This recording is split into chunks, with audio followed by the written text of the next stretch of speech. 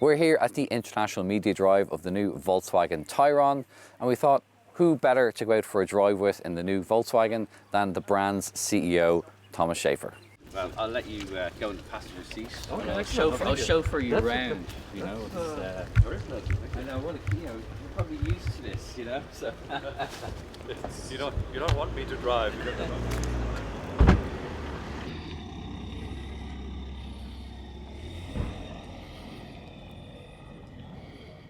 So this is your latest baby. It is. The Tyron. The Tyron, it is. Beautiful SUV.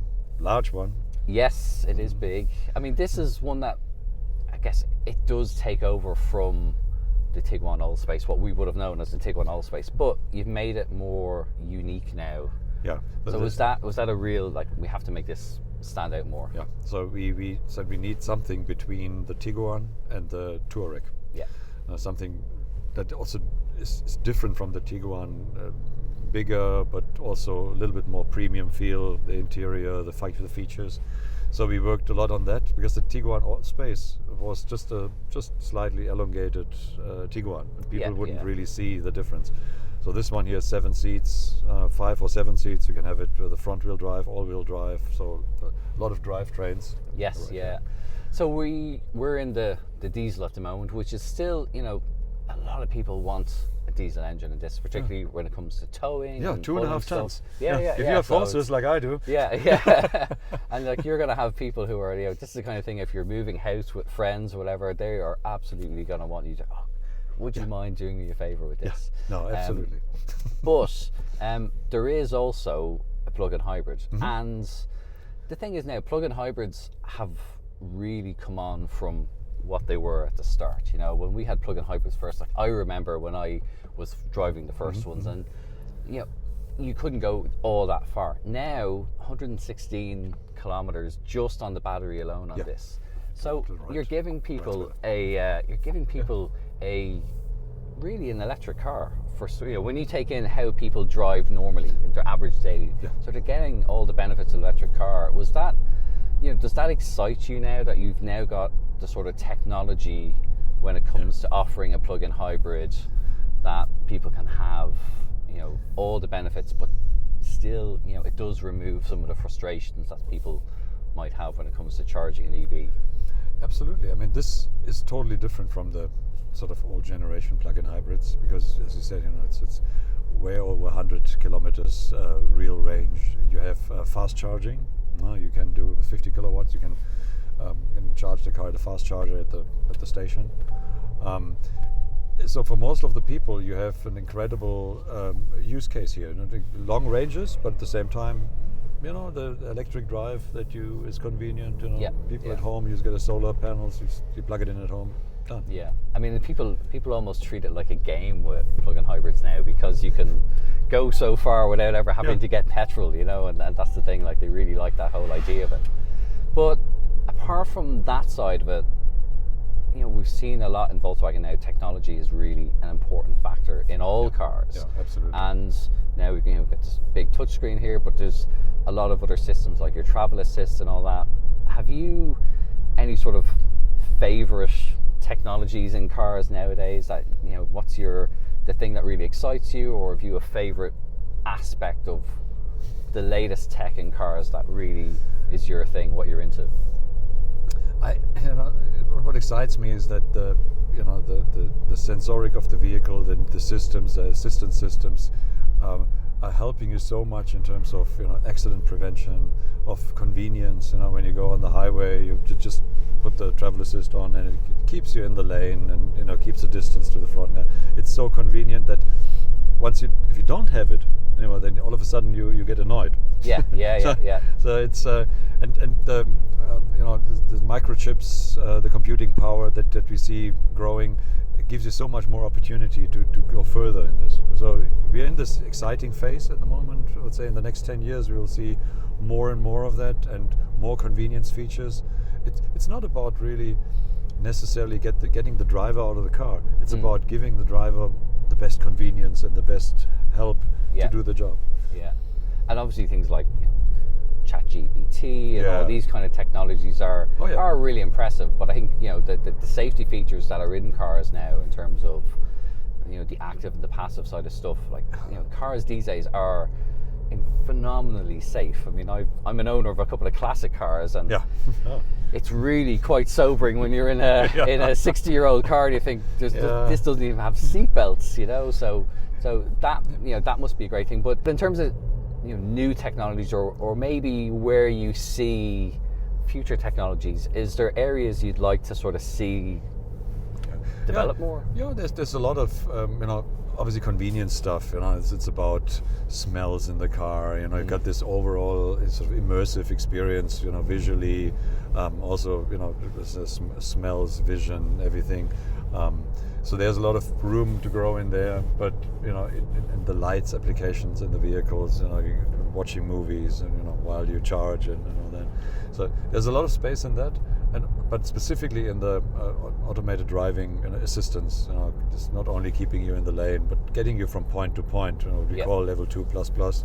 Where you say, you know, put it into your Navi, and it brings you, you know, basically hands off to the place. Which you know, that's the future, and it will bring so many more people into the position to, you know, get safely from A to B. I find it very exciting. Yeah. Okay, future stuff.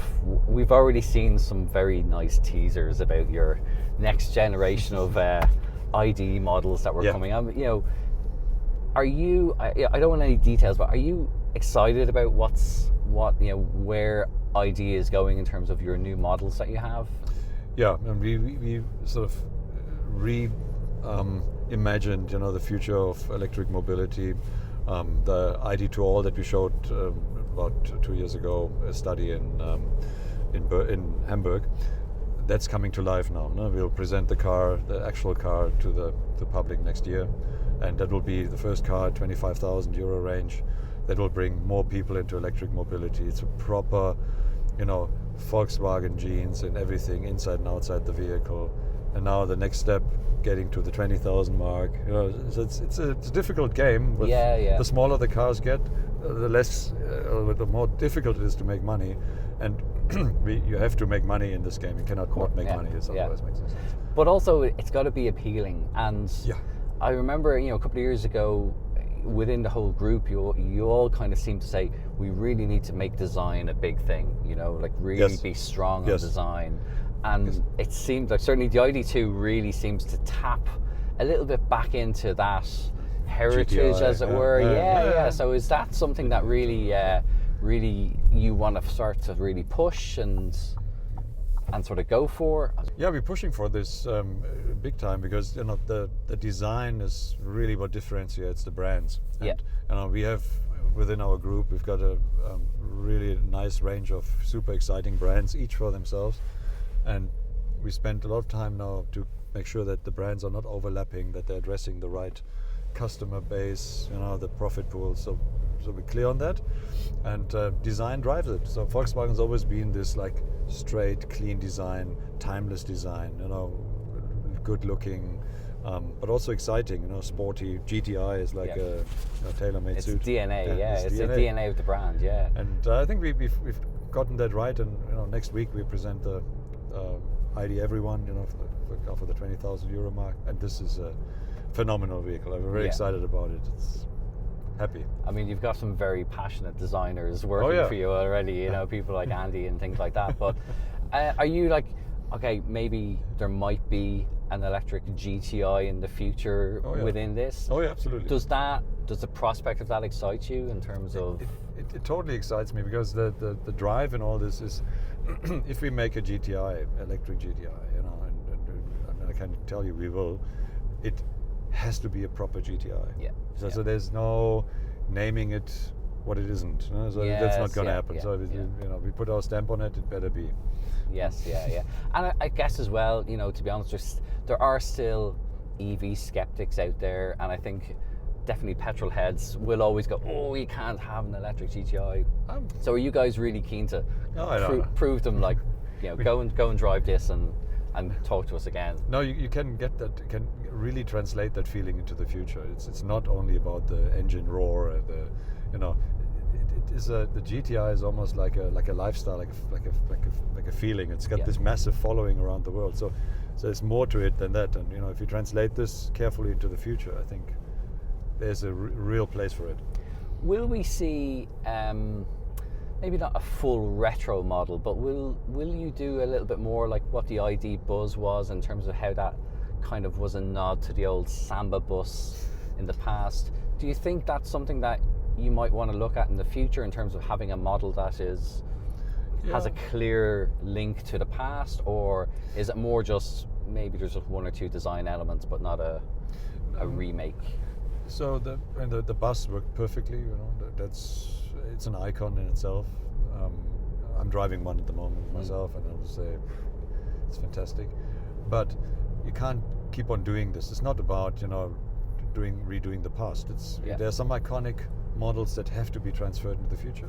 Not all of them, and you also have to add the one or the other iconic new model. No? That it was always Volkswagen came up with a new model in '74, the Golf. All of a sudden, a shape that nobody knew before. I mean, classic cars that we see now were just new cars at one time. Absolutely. So I think there's room for both, but you can't just always do the old one, redo it, and do it iconic. Not all cars are iconic. Yes. Now, speaking of iconic cars and speaking of the past, Ireland has a very special link with Volkswagen. Yes. Because 75 years. 75 years since the first Beetle outside of Germany. The Ballsbridge Beetle. Yeah. And how important is that link to you? And also, have you ever thought about where the brand might be in 75 years' time? Good question. I mean, obviously Ireland is very important to us because not only 75 years ago was one of the first countries that Volkswagen got active. It was the first actual production of Volkswagens outside of Germany. Yes, which is funny. And right now we're doing fantastically in the market. The team is doing a great job. We're very happy with what's happening for us, for the brand, but also for the group. And so the Liffey team is doing a splendid job now. To go forward. Ireland's very forward in the adaptation of electric vehicles. Very happy with the agency model that we are transferring there. So in a sense, it's we can try out certain things a lot faster in Ireland that you would probably be able to do in other markets. So it's a very special role in Ireland, and obviously very special place in my heart now for obvious reasons. Yeah, well, I mean, and it is an amazing bit of history, and it's funny when we talk to people about it, people are like, really? It's like, yeah. It's something that I think the people in Ireland are quite proud of as well, that we have that link, But it'll be interesting to see. 75 years. I mean, it's a long time. By then, I think technology will take over in various areas that take away problems that we have nowadays in manufacturing, for example, and so on. So there's lots of opportunity to get some costs down and get technology to help us, go from A to B in an exciting way. I mean, there's been such a big leap forward in the last decade or so in terms of safety, in terms of the push to electrification within the whole industry, not just within any one brand. But also in everything, in user experience, the way, you connect it to the web, how you get assistance in anything, finding a place and so on. So I don't know how people actually got from A to B in Ireland without Navi. To be totally honest, it was tricky. It was tricky, all right. There's a way of, the 4-digit roads or 5 digits. Well, you'll get the hang of it eventually. I don't